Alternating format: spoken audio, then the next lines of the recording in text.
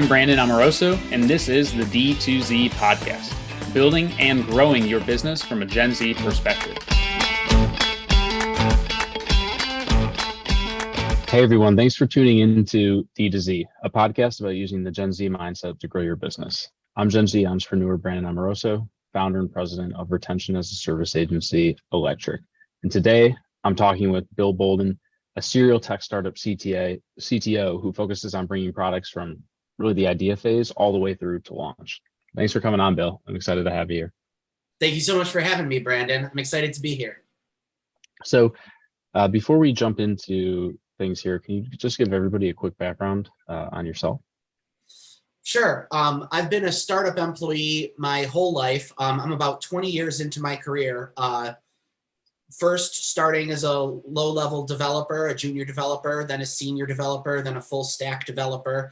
And then I really took the plunge into this fractional CTO life where I work part-time for tech startups that need someone who can make their product and bring it to market, but can't necessarily afford a full-fledged Silicon Valley CTO full-time. You need a lot of money in the bank to pay those kind of salaries. So I come in at a much more affordable place where it's like, maybe you only have 20 grand to work with or something. I can get you a product in that much time. And so I launch these products and then move on to the next opportunity. Got it. And so it's more of like a part-time, you're hopping in on a contract basis? Yes. I sometimes work hourly. I sometimes work on a per project basis, but most of the time I have what's called a hot zone, which is where I start and I'm almost like a full-time employee. So when I begin, I'm spinning up your infrastructure, I'm hiring your developers, I'm writing all the code, I'm building your product. It's almost like a full-time employee, but then I very quickly taper off. And so the systems start running themselves. Like now the devs can fix the bugs on their own. The new features are coming every week on their own. I'm not needed anymore. So I gently exit the picture. And there's not that year-long commitment where when you hire a CTO, normally you're looking for somebody who's going to be there at the 3-4 year mark, handling your vision roadmap, handling your annual meetings, running a team of 200 people. I'm not that person. I get you out the door with something that can land on people's screens. What inspired you to go this route versus, I guess, more traditional route of being that like 3 to 4 year CTO? Well, I did that once and it was great for a lot of experience. But then I made some bad startup bets. So I worked at a startup. My fourth startup ran out of capital about 6 months in, and I was left on the job market. So I went searching for another full-time position. That startup ran out of capital 2 months in, and I had only just been hired as a full-time employee 2 months previous. So from that point, I wasn't willing to leave that startup completely behind because they needed somebody for a small fee to keep taking care of the site and do maintenance. So I said, all right, I'll look for part-time work now. I found part-time work. They needed someone who was like a CTO, but they couldn't afford a full-time CTO. All of a sudden, I'm seeing a pattern. And so I made that my whole thing, my whole scene, and embraced that model moving forward. And now I'm serving as the fractional CTO of somewhere between 6 and 9 tech startups, depending on how you want to count it. Got it. And then are you taking on like equity positions in these startups as well? Or is it just cash compensation? I have a schedule where I normally work for cash, and you can cut that price in half by giving me 1% of your company, and you can cut that price to 1/3 by giving me 2% of your company. Got it. Okay. I mean, I bet that gives you some significant upside as well, too. Yes, it's nice to have a lot of horses in the race. I've got equity in about 10 different companies right now.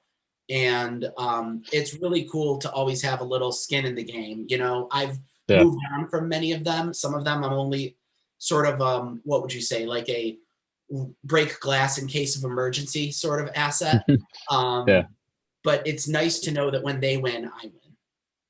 And are all of your tech startups, are they in similar industries or is it just all across the board?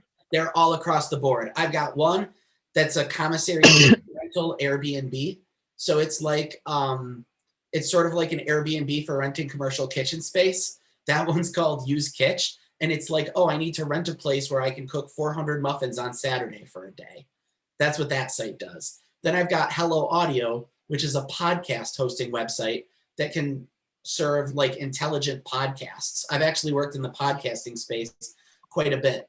I've got Quan Wellbeing, which is a well-being focused startup for large corporations. And recently I've been working with Book with Tote, which is a Shopify plugin, which lets you save clothes, not to a shopping cart, but to a fitting room that you can then go to the store and have a fitting room laid out for you that you assembled on the site. So that's just an example of how diverse my industries are. I'll work in any industry, except I won't do anything defense related. I won't do anything med tech related because there's too much regulation I don't know. And it would be very heavy of me to wade into that field and pretend I know all about the market when I don't. And same thing with fintech. Lots of laws to follow. They need someone else for that who isn't me. That makes sense. Well, stick to what you know and let the other people pick up where you won't. And I think we've encountered that with like the healthcare industry as well, with HIPAA and certain CRMs you can use and you can't use, and it's just a little bit of a mess. And I'll let somebody else take on that headache. Yep, I just know that person's not me. So, I mean, it's really interesting that you get so much exposure though to all these different types of industries while still being able to leverage your like core competencies, versus just like only doing e-commerce technology, for example. Yeah, my core competency is my ability to spin up a web application, including crossing all the T's and dotting all the I's. And I can do that for anybody who doesn't have some very special secret sauce that they need, like next level rocket science, data engineering. Maybe I don't have the depth of knowledge required to do something like make Uber's routing algorithm. You need specialized people for that. But if you're making a new app where people who like to collect rocks can find other shiny rock enthusiasts, that's just like any number of other apps that there have ever been. And I can crank those out in a fortnight. I should have a conversation with you separately at some point on the web app side of things, because we're actually going through something of an exercise like that right now, and we are also like consulting with somebody else who's more so on the algorithm side and actually has to like dig in and do the back end stuff. So that's interesting. But having worked with so many different startups, what are some of the mistakes that you've seen get made that maybe people could take away some lessons from? I would say I keep seeing my startups make the same mistake. And the biggest one that I would like to warn your audience away from is if you build it, they will come mindset. Almost all the founders I've worked with have believed that the world will be a path to their door once their product exists. So, if you only had an app where you could post your favorite pictures of shiny rocks you've collected, everyone who likes rocks would be on the app. It's just not true. You can't make the app and then wait for the world to show up. You need to aggressively pre-market the idea with a waiting list, staging areas, and test out growing communities ahead of time. And I tell these people who come to me with these ideas, I say, prove to me that you can grow a subreddit to 1,000 people.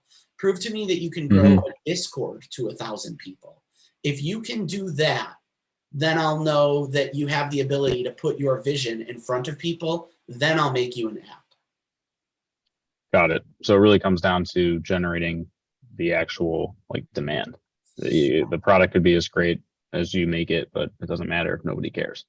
Right. And I feel really bad when someone finishes their engagement with me and they're out 50 grand and they've got a great working shiny app and no one ever signs up or uses it. And so now I will say, what can I do to help you test your product market fit ahead of time?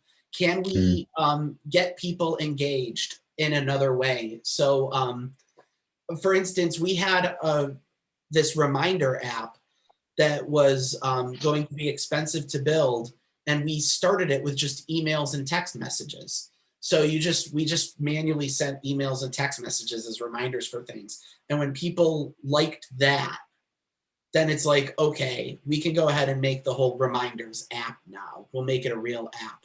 But if people didn't like that in the first go round, you just saved yourself 50 grand. Right. It's all about like creating that MVP, being able to test it before you go like all in on development. Right. And this is something I chronically have a challenging time with, is defining my founders' expectations downwards from a fully fleshed out site, because in their head, they see Airbnb or Uber. They see a complete product that has all the bells and whistles and everything works the way they want it to. And every link on the site goes somewhere. And in real life, it just isn't like that. You want to, get in, get out with something I can build you in 6 weeks. We're going to talk about compromises.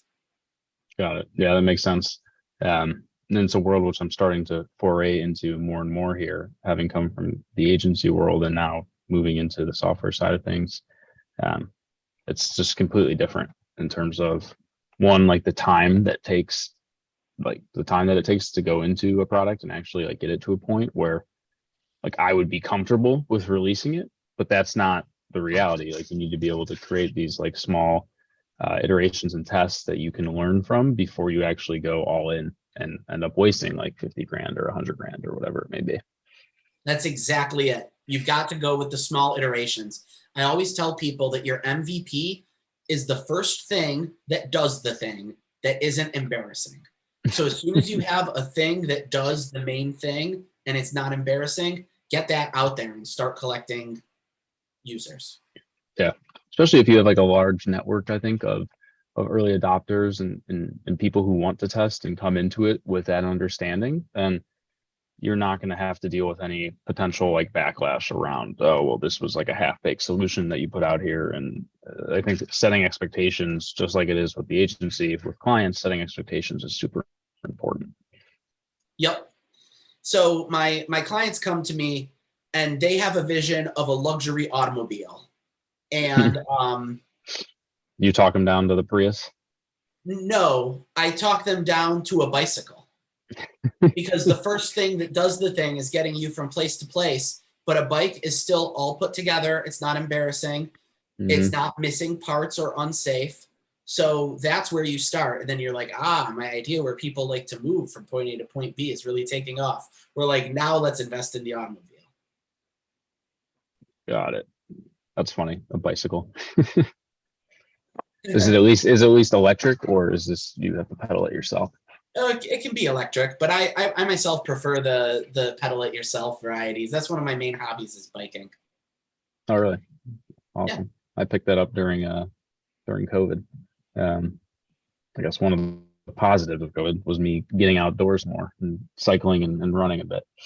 But what are some of the successes you've seen? So we've chatted about some of the mistakes you've seen with the startup founders, and I think it's pretty obvious that you need to test and get out there and not build something in a vacuum and make it this like Ferrari of a solution that maybe nobody's ever even going to use. What are some of the things you've seen that have been successful for all the companies that you've worked with? Yeah, so things that I've seen work well over and over again. This is going to sound counterintuitive, but charging a lot of money, especially at the start. When your company is focused around doing one thing extremely well, and your MVP may only do one thing, but it excels at it. It's an amazing tool. You can charge top dollar and you will be rewarded with users who truly understand your mission and care about the problem you're solving. I've seen people, conversely, who were so anxious to get users, they gave their product away for free. And there is nobody more entitled than a free user. Over and over again, I find that when you give it away for like, oh, it's only $5 a month, people expect the world for $5 a month. You make it $99 a month, and people understand like your software, has a hiccup one day, and they're like, oh, I get it. And it's like, really, you'd think the people who paid more would be a lot more entitled, but it works exactly the opposite direction. So Yeah, we actually just went through this exercise when pricing the drinks app for Shopify, and I was like, I don't want to be servicing anybody for less than $250 a month. Because like if we just did purely variable, we would have merchants that were paying $5 or $10, and they'd have the same expectations, if not higher, in terms of support that they would get, and it would be completely unsustainable. But would you say that's the same for like marketing tactics where you offer the first month free and then it rolls into like real pricing?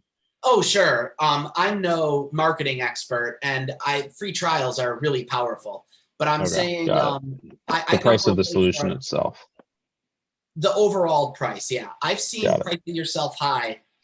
At the most successful startup I've had, I've got 2 exits to my name, and the first one was the most expensive app I've ever developed. It was an app targeted at the world's largest law firms. Okay. And when you're dealing with the world's largest law firms, you can throw up prices like, $100 a seat a month, and Yeah. they say okay because they're used to things being very expensive. And I've found actually that if you price yourself too low for certain audiences, they'll just completely ignore you. Or they I don't even don't know think like how to it's handle it. Like they don't even have the internal processes set up to like wrap their head around anything that's like less than thousands of dollars a month. And they don't take you seriously then. Yep. The other thing that I've seen work well over and over again, and I'm going to get a little technical here, but I am a technical person, is moving away from servers and Mhm. towards what are called serverless technologies. So without going too deep into writing the code of it, software used to be hosted on series of servers that could go up, go down, have problems, crash, etc. And there's been a big push towards moving off of servers towards cloud functions called Lambdas or Google Cloud Functions or Heroku's that independently execute in the cloud and can spin up and down, scaling with the amount of demand they're under. So if 1 million people all decide to use your service at the same time, it just spins up 1 million requests without crashing some server somewhere. That is Mhm. something that I've seen pay dividends over and over again. So it's pretty important to set the infrastructure of your solution up for scale so that you don't have like tech debt later on that you have to go back and try and fix. You'd say that's a pretty crucial component. Yeah, exactly. You don't need to prepare for the day you have 10 million users, but you'd be surprised how many people don't prepare for the day they have 100. Got it. So what are some of the biggest trends you're seeing in the startup space right now with how much exposure you have to the various tools and platforms that are coming out? Well, there's trends. There's some trends that I think are, flashes in the pan, and some are here to stay. Like, for instance, is Web3 a buzzword in search of a solution, or is it the next big thing? And we could hold an Mm-hmm. entire podcast just on that. But the big thing that I'm seeing is the move towards no code tools rather than hiring engineers to build you custom code to make your app run.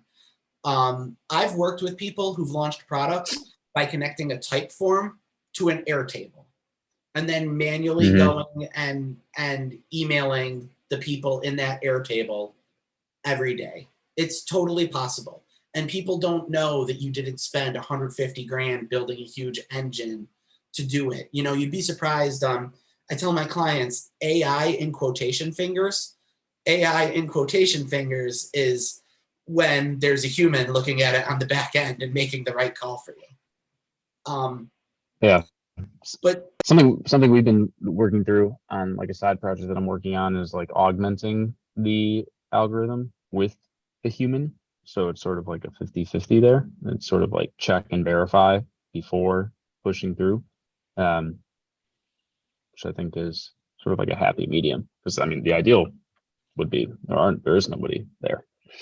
right, you eventually automate the human away, but you do that at scale when it becomes more expensive to have the humans than to have the computers, which is not true at first because your first line of code costs you your first 10 grand. Got it. So I would say that a growing awareness of these no code and low code tools, like the ability to staple together type forms with Airtables, with Retool, with Zapier, with HubSpot, with Constant Contact, with MailChimp, with ActiveCampaign, and with Shopify. If you can master those half a dozen tools and just understand all the different ways of gluing them together, you can launch full-fledged tech startups on a shoestring budget, less than $1,000 of investment. That's impressive. That is not, I don't think that is the norm in terms of how people think they need to go about it. There's almost this, we need to go raise a bunch of money and then develop something truly amazing, and not necessarily that like lean and scrappy approach to putting it together. Yeah, one thing I need to work on is I talk myself out of business a lot, because I have a meeting like this with a potential founder who thinks they need to hire me to build their app. And I teach them instead how to do it without needing any developers. And they're like, oh, that was great. And now I'm out of a job, but it's okay because I helped the customer, and that's what. Yeah.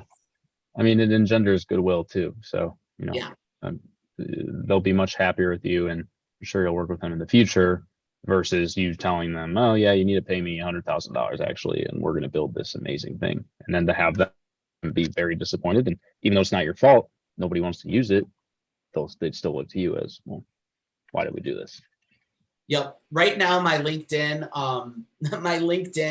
catchphrase is just, I take things to prod, but I've been considering changing it lately to, I'm getting very good at not building apps. Sort of like, here's what I'm really good at, is not doing the thing. I'm good at talking you out of bad decisions. Yeah.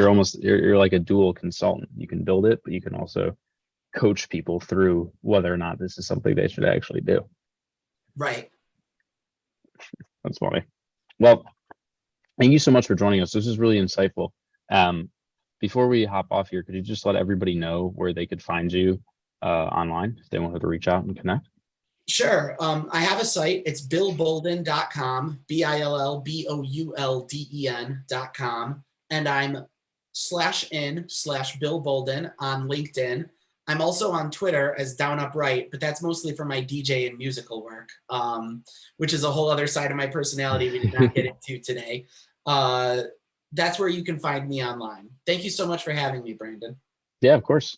As always, this is Brandon Amoroso. You can find me at brandonamoroso.com or electricmarketing.com. Thank you, everybody, for listening, and we'll see you next time.